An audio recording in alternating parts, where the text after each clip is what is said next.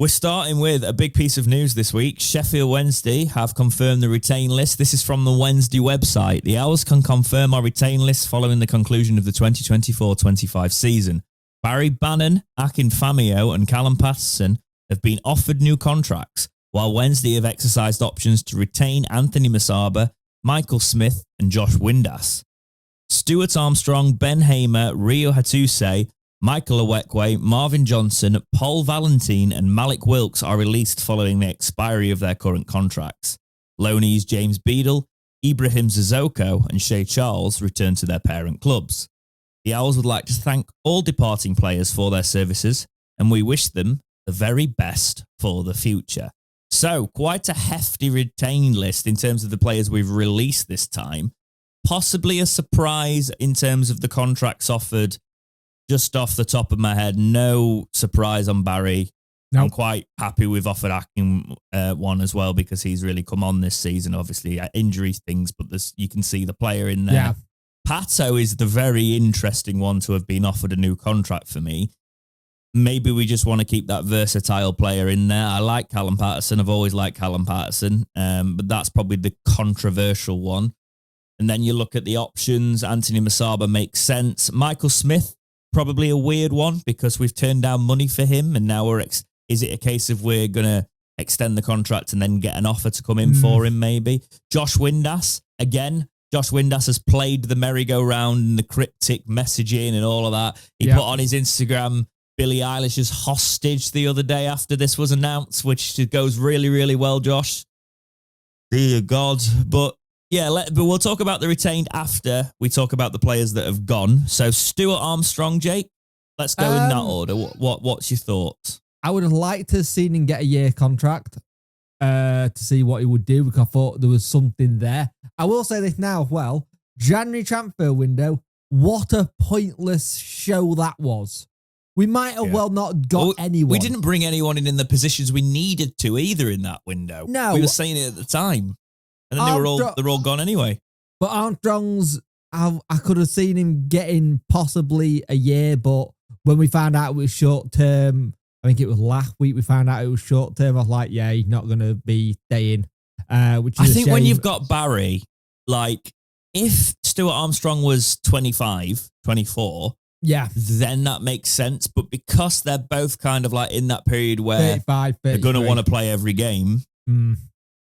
He's probably on too much to just have him in there as an option, you know? Yep. So I think we brought him in with the view of we need more cover in that midfield short term. And it's just a case of he's too expensive and we need to reinvest it. So it's not the end of the world for me there on that one. Ben Hamer, Jake. Came in to be a backup. Didn't really see anything of him. No. When he signed, we all said he's backup keeper. Just in case to be on the bench. And to be fair, we've not seen him much on the bench either. So that's because Pierce Charles has excelled as well, which to be honest is a positive for us. Hamer wasn't needed in that regard, and he's possibly been a good presence around that. You know, I think what's understated about this signing, we will do the whole, why did we bring him in? An experienced keeper with two young keepers makes sense. Makes a lot of sense, especially with Hamer's experience in the Championship specifically. Yeah. I think it was still a good move to have him around there. And I wouldn't be surprised next season to see us because we've got one keeper at the club now. Senior keeper, Pierce Charles. Yeah, we have. So I wouldn't be surprised. We're going to be bringing an older one. Pro in again. Yeah. It's guaranteed. I reckon Pierce Charles will be number one, experienced pro on the bench. Yeah. Yeah. I think that's what will happen. Rio Hatuse, an interesting one. There was obviously, it took ages for him to end up going there. Performances-wise, wasn't the best. People said on Twitter, did he just come to Sheffield for a haircut? Yeah, I saw that as well. I think for me, there was an idea, and the idea was right in what we were trying, but when he did play, I don't think he suited the Championship and didn't get enough run of games. I understood it at the time, get someone in that position just in case, but then we had some other player come back. I wonder if it was a little bit, is Akin going to be back to play enough? And this one also, I felt it was also a little bit of the club going, let's test that Asian market and see what it does in a marketing point of view, because it did help in that sense. We suddenly got it did marketing wise. Yeah. Yeah, in terms of like getting an influx of Asian fans in, they suddenly did. I can understand why we haven't done. I think it's a similar case of Armstrong. Is it a little bit too much money going forward, and did he fit it? It's just a shame we didn't get to see him take a free kick. I also think with him, I do feel for him a bit, right? Not the best performances, but came in halfway through a season, completely different league, completely different gears of football, thrown in kind of at the deep end. You've got to sink or swim in that, and he did sink a bit. And if you bring him in the summer, gels with the squad, I think you're looking at a different situation. Yeah. So I still think there's probably he's probably going to go on and play a decent career, you know. Oh, definitely. But I don't think this Wednesday side was a fit. So it was a bit of a mess in general. How long it took bringing him in, he didn't really have any time to get up to speed, and you're going to make mistakes in that. So yeah, wish him all the best as he departs. Michael Owekwe, now, you could argue, Jake, towards the end of the season, this man had played his way into a new Wednesday contract. I don't think there'll be a shortage of offers for him, definitely in League One, maybe even lower end Championship. What are you thinking? You get what you get with Owekwe. He's a very no-nonsense centre-back, and at the end of the season, he was starting to play himself into a new deal. And I think he's done basically what Pato's done as well, where he's had excellent game, played well, and you got to remember, he was frozen out, and in January, there was talk of him being sold completely. And again, it's these little things like that, though, where I go, okay, if there was a chance of a sale, yes, it would have been nice to get the money in, but he had come in and he carried on and played where we need to. But the thing is, with this now, though, it makes us, whatever happens from here on out, defenders have got to be a priority. We don't have that reliable, experienced pro there in Owekwe. Now, there's a talk that he could go to MK Dons, where Paul Warne is in League 2. He's a solid centre-back, and you got to remember, we picked him up for nothing. He came in, did a fantastic job, and he was pretty much the backbone in that League One defence. That helped a lot. What if he went to Port Vale with Darren Moore? I could see it. Yeah. I think he could play for a League One side either. Like, you'd think like teams like Barnsley or something would be snapping their hands off for him, you know. Even snapping Donny. his hand off the sign. Donny, Rotherham again. Like, they'd quickly eat their words and have him back, let's be honest. So, yeah, but it is interesting though. Michael Owekwe and Smith separated. One that I did put a shout out on Twitter, and I feel like, yes, the last half a season wasn't very good with him at all, but I can easily forget that when I remember the seasons where he was excellent for Sheffield Wednesday. And that is Marvin Johnson. What have you got to say on the departure of Marvin Johnson, Jake? I think he's been an excellent servant for us. He's done really well. He's been very crucial in some big games. Another one, though, play we picked up, and you were looking at it when you originally picked him up, you went, that's a fantastic signing. Slightly gutted with the club a little bit, not cashing on him when Ipswich came coming for him, because it would have been nice too. But at the same time, we're very bad at doing this. And the one thing that I am going to miss, and I think we're all going to miss, and if we don't replace it properly, it could be a real concern. Have we actually got many people who can whip a ball into the box now? This is what I was just about to say. He's like our only player that could cross the ball. Yeah. The problem was his legs and his running and his work rate towards the end of his Wednesday career. And it's not a criticism on his character. It could just be the way things go. Last half a season wasn't great. But the quality of his whip into the box, you know, in League One, if he goes down to League One and still whips the ball like that, he's going to have no problems. Yeah.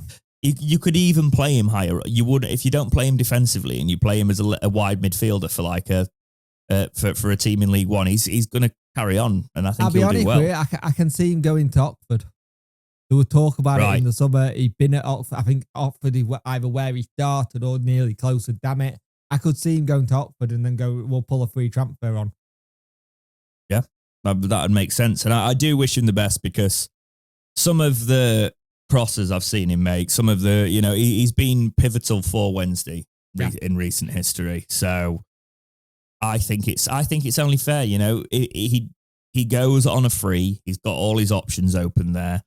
And he'll be remembered fondly at Wednesday, because I'm not going to remember him for this last half a season. It's been overshadowed with manager talk and everything like that. I'll remember Marvin Johnson for the fantastic service he's done for the club.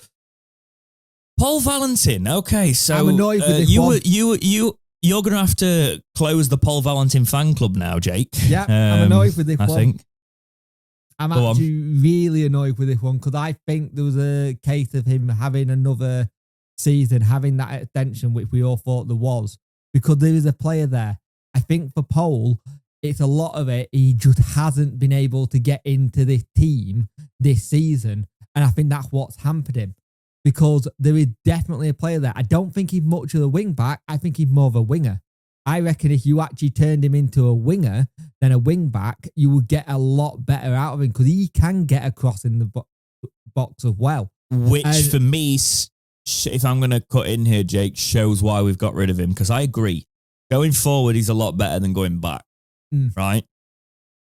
And we have got wide players that we've retained, such as Masaba. We've got Gassama. He's not going to be our starting wider player. We've retained Windass, who obviously can play centrally or play out wide. We've got Kabachi still as well, who we signed with a 4-year contract. We've got Jamal Lowe for another season. There's a lot of people who can take that role and stuff. If you're signing him as an attacking player, we've got too much. If you're signing him on his defensive quality, which I don't think his defensive qualities are great, but they are there, that's why I can see why we'd let him go. But it's one of the ones that it's a shame, but I get it, but I am annoyed by it, especially again. We could have cashed in on him in January. That's the other thing, yeah. We could have cashed in on January, which I'm annoyed about again. It's like, you look at how much money that has left out the door, in a sense, just in this player we know that have had bids for him. I don't disagree with it, but I can see the frustrations around, not cashing in, etc. Wish him all the best. Seeing glimpses of a player there. I think he'll still go on and have a decent career. Moving on to Malik Wilkes. Interesting here that we released him rather than cashing in, giving Rotherham a free transfer. I don't think he'll go to Rotherham. Do you not? No, I think he's going to go to Donny. Fair enough. I think he'll go to Donny because Grant McCann can get the best out of Malik. Anytime Grant McCann's had Malik, he got the best out of him. They've just been promoted to League One. If I'm a Doncaster fan or part of the Doncaster thing, he's got to be someone surely they're looking at to bring in. Knows their club, knows it. It was a shame it didn't work out. There were glimpses of where it looked like it could work. Again, it goes back down to be one of those situations we went to where we get a player who looks decent, does all right at other clubs. And we said this when we signed him. We both said it. You know what will happen? We'll end up losing him for nothing at the end of the season. We did, but also I stand by the fact that he is a risk I'm willing to take. Yeah. At the time, wasn't a ridiculous fee. It was a reasonable fee given the potential of the player and his history. It was a punt worth taking. If he could have been one of the smartest businesses. He is the kind of signing that I wanted to see Wednesday make. It just didn't work out. Yeah. And unfortunately, he went on a free. We probably could have tried to cash in a little bit earlier, but it's not always the case with football. The clubs are looking at him, see that it's not really working out at Wednesday. Then they're probably not going to stump up a massive fee for him, etc. So it's just one of those situations where it could have been so different, but it's the kind of gamble that as a football club, I feel like you can take. Somebody who's got that goal-scoring record at Hull, in the situation we were in League One, I thought he would be.